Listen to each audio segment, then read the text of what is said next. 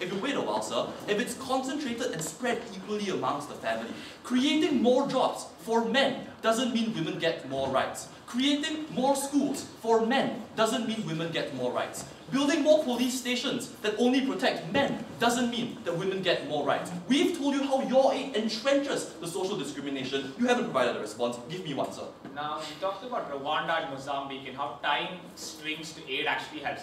Why is it that these strings that are attached and these countries still have the worst cases of things like human rights actualization that you want to give these people? No, Rwanda's pretty a good place these days. I think you're talking about the time of the genocide, which is now over. These days, Rwanda's pretty progressive. It's even won UN awards for development, so I don't know what you're talking about. Please get your facts right. So moving back to my point of analysis, we've told you why economic change doesn't at all lead to social change if economic change is concentrated amongst the men.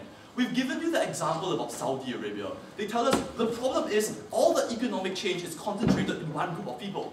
Yes, precisely. Under your model, all the economic change is being concentrated in one group of people. The men. The men are going to get the jobs, the men are going to go to school, the women will be left behind at home. There is no change at all under your policy. We completely reject this.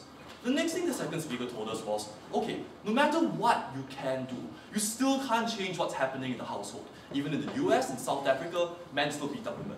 Yes, we accept that, but you know what? They actually get arrested for it. They actually go to jail for it. There's actually social stigma against it. Schools actually teach you that you shouldn't be doing these things. Yes, maybe we can't stop abuse at the point where it happens, but we can give people a huge disincentive not to abuse their wives. We can do this by changing the educational system. We can do this by changing the legal system you so despise, because in the status quo, the legal system provides no protection for women whatsoever from these sort of abuses.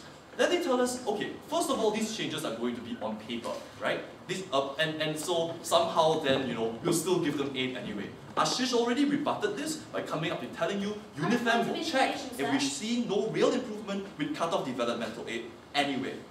Furthermore, they haven't rebutted our entire analysis of how you need women in the workforce to engender proper economic change. Without half your population getting the skills they need to run knowledge-based economies, your country can never go out of poverty. This is analysis presented from my first speaker, resurrected by my second speaker. I'm telling you to answer it again, and I'm telling you why they can't answer it. Because it's true. Because you can't develop unless men and women develop alongside each other. That's what we propose. Change society first, economic change follows after. We reject your way of looking at things. So let's go on to our final analysis on social change. And they tell us, first of all, there's not going to be social change because governments aren't going to accept your aid package. We've already told you why governments want to accept the aid package, because they make electoral promises to build schools. I mean, you would rather vote for a government that says, I'm going to build you a school, as opposed to a government that says, I'm not going to build you a school. To build the school, they need developmental aid, therefore they will take developmental aid. If you wait a while, ma'am, that's what my first speaker told you already in his analysis. We haven't heard any response from your side of the house. What? Sir, with regards to our point about how women have still got these enshrined mindsets, your only response was about this women would never want to be beaten. We think that this debate is about a lot more than just women wanting to be beaten. We want you to rebut to our analysis about changing women's mindsets. That's what we just That's what we just said. We said there's no way in ever that women would ever not want to get more education. We don't see there's any reason why women would not want to get more jobs. We see there's no reason why women don't want to get more protection. Unless you can seriously come up and tell me women don't want that for themselves.